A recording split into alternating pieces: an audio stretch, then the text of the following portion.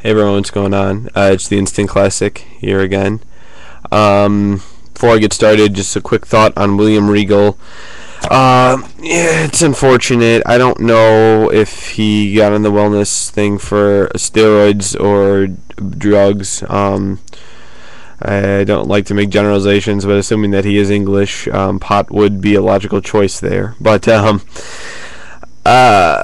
it's unfortunate that he can't kick the demon, and he was getting a huge push, and it kind of just went away now. It's really unfortunate. It's happened a lot recently in WWE with Orton earlier on, Jeff Hardy, and now Regal. Really unfortunate, but, what are you going to do? So, Regal, I hope you can kick your demons and make it back to the E. Now, I want to make a video because I just saw the card for WWE's One Night Stand. While it does look like a good pay-per-view, I have a bit of an issue with it, and it's this. Here, I got the DVD here.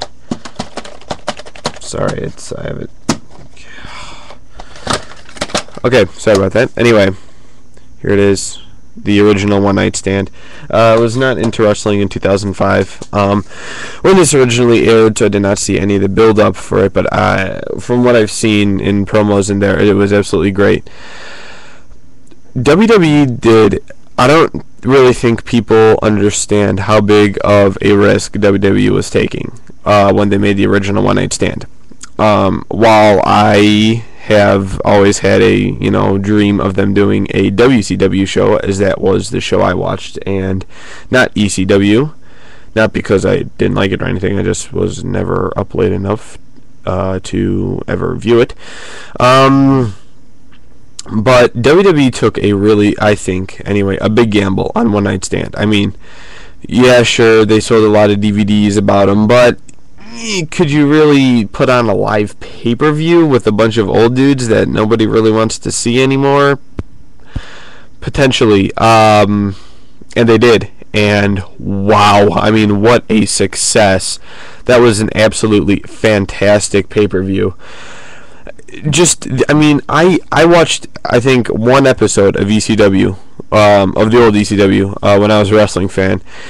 And, I mean, you could just feel the energy from all the years of ECW on that DVD.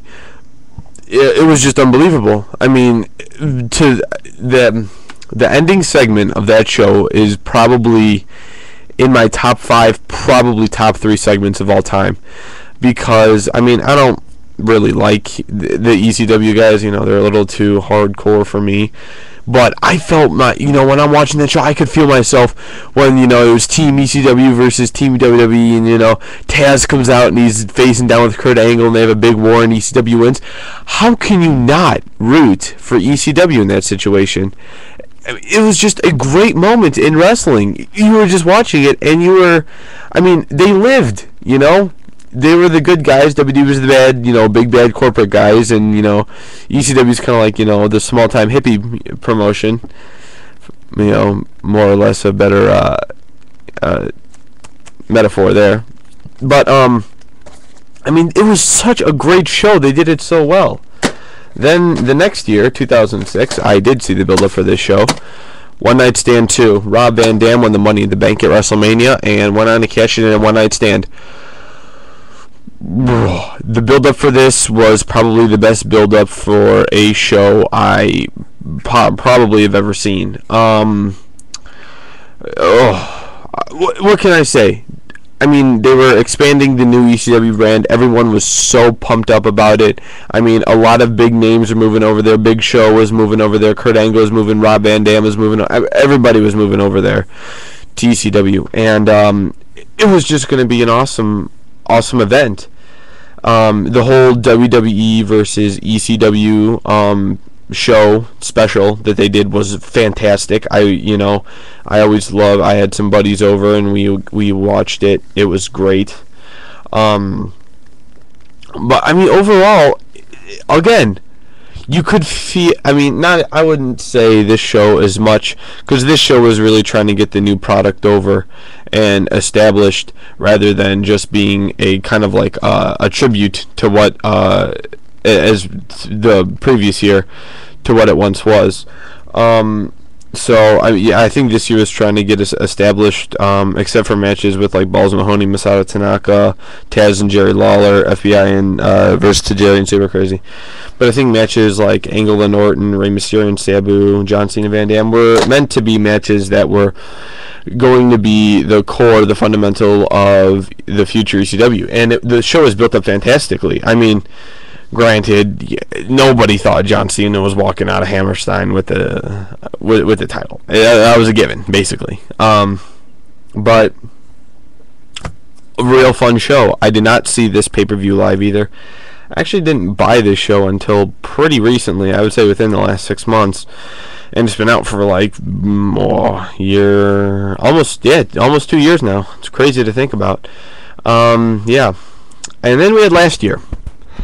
And last year, I don't even know what to. I mean, it was.